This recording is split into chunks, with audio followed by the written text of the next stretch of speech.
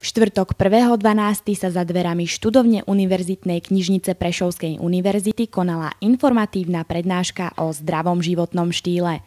Študentky 5. ročníka masmediálnych štúdií sa v rámci propagácie Prešovskej univerzity rozhodli predstaviť podmienky, ktoré škola ponúka.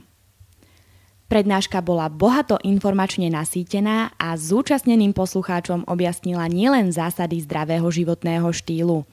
Študentky zmapovali reštauračné zariadenia v okolí školy, vrátane školskej jedálne a bufetu. Porovnali ich jedálne lístky a ceny a poukázali na množstvo nezdravých jedál, ktoré mladí vysokoškoláci denne konzumujú. Taktiež neobyšli ani fitness centrá, školskú posilňovňu a pravda, že bazén, ktoré majú študenti k dispozícii na rozvoj svojej kondície. Nechýbal ani hosť, doktor Štefan Leitman, ktorý je dlhodobým trénerom juda v Prešove. Poslucháčom porozprával o zásadách správneho tréningu a o dôležitosti pohybu pre človeka. Prednáška mala úspešné ohlasy hlavne preto, lebo sa niesla v duchu, že hlavným iniciátorom, udržovateľom zdravia a sebaliečiteľom je každý z nás.